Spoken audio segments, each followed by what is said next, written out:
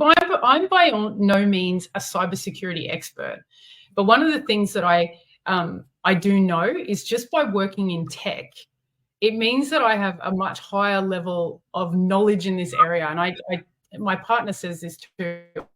I see things people just don't see, and I get concerned. So the very first thing, rule number 1, is never, ever link and anyone your information from an email, a text message, or otherwise. They just don't do it. Companies know, like, never do it. Companies know that this is happening. They are so aware of the risk of your details. They will never ask you to fill in information now from a link in an email or a text message.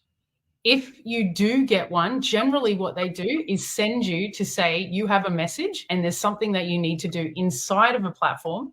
You need to log on and do it. Like myGov does that. They'll say, your Medicare statement is here, log in to see it. Okay, they'll notify you there's something to do, but they'll never give you something to click on. Okay, so that is rule number 1. And most of the time, hacks and scams happen because people click on these links.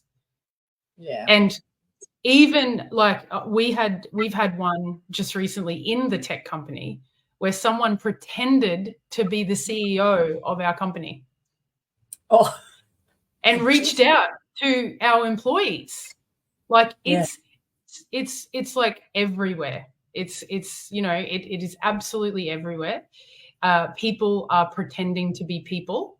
It's happening. There are right now estimated about 20,000 people right now trying to get into accounts everywhere, thinking about things that they can send you, thinking about things that emotionally trigger you so that you will give your information.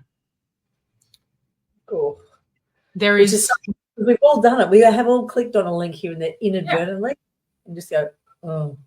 Yeah, yesterday we started running some Facebook ads for a promotion we had. And literally 24 hours later, we got a message from Naomi Sabinski and telling us that we have breached brand patent laws. And I almost fell for it because it correlated with this day that I started to run ads on Facebook. And I just went, and even my CEO was like, oh, did we do something? I'm like, no, of course not. It's a scam. It's just, they're so good at lining up things like parents. One is going on at the moment where they send, Mum, Dad, use this number. I can't find my phone. Oh, yeah. And for parents, there's kids just left, that would actually trigger something, so there's a lot out there, but for the most part, they're pretty much 100% scam. No one's asking you for money. No one, if you really think about it, no one needs your details from a link in your email or a text. And if your kids are in trouble, then you're not going to need to send them money. It's not what they need. They need to be picked up. Okay. Yeah. And also someone said about that kids asking for money type stuff is that you want to ring them on their number, like hang up from that one and then ring them and see. Yeah, do the checks. Yeah. Yeah. So that's rule number 1 is those links. The second one is never, ever send information over email or text, like ever. People do this. I had a client today going, some of our clients can't remember their own account details. And so we have a password vault that we store information. And so he said, can you send me? And I'm like, no, you're going to have to get on a call with me and I'll tell you. You can't send this information. AI is particularly in things like this. So voice to text is pretty much everywhere now. So voice is the best way to do it? Well, voice to text is everywhere. So everyone can pick up AI from pretty much anything. Zoom meetings, this on Facebook. Facebook has an auto text generator in the background. Okay. Yep. And if people hack into any of that data, they can get passwords pretty easily. So never send information over, never by text. Usually do it by phone. What about WhatsApp? Because it's supposed to be encrypted. Yes. I sometimes split information up. So I like text message, my partner, the username, and then I'll go to another platform that's encrypted for the password. Yeah. And then I'll be like, change it quickly, because you just never know. So it's that sending of information, like email's the worst. WhatsApp is okay, but just never send it with both credentials. Okay. Yep. That makes sense. Totally makes sense.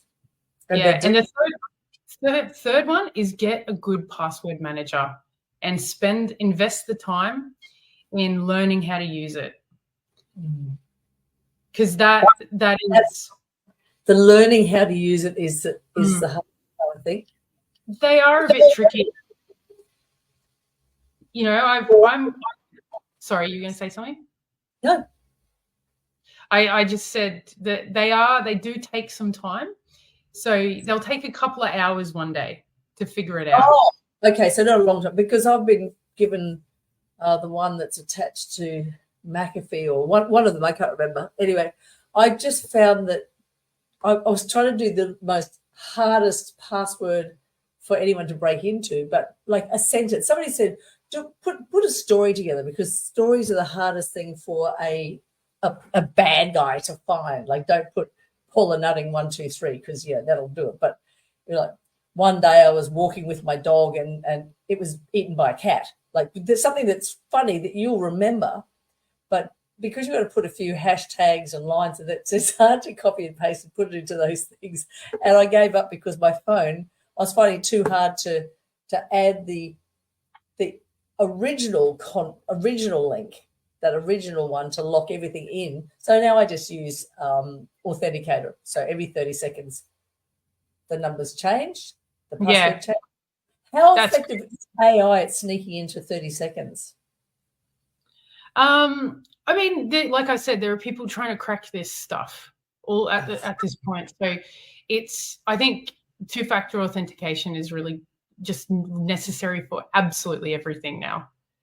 Like, if you don't have two-factor, you're basically going to get hacked. That's probably more how I'd see it.